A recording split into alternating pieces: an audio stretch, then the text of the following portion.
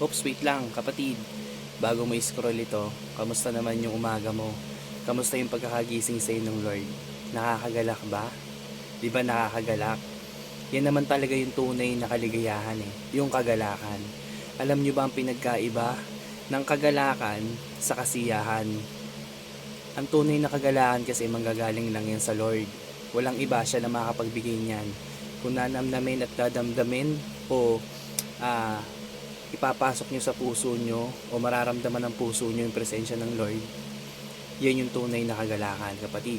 Kaya mas piliin mo na yung kagalakan na manggagaling sa Diyos, yung maramdaman ng puso mo, kaysa yung kasiyahan lang o ligaya. Alam nyo kasi yung ligaya, nabibili yan yung kasiyahan katulad ng laruan. Pag nakuha mo yung gusto mo, maligaya ka, masaya ka. Pero pag di mo nakamit, di ba hindi masaya? Yun tsaka yung mga ligayang iba, alam nyo na yun. May mga ligayang nabibili, lalo sa daanan, sa lansangan. Alam nyo, mas lalo lang tayo dun magkakaroon ng kasalanan. Mas piliin natin na yung kaligayahan, na kagalakan, na papasok sa puso natin, ang pipiliin natin palagi. Na nanggagaling sa ating Diyos na makapangyarihan at nag-iisa lang yan.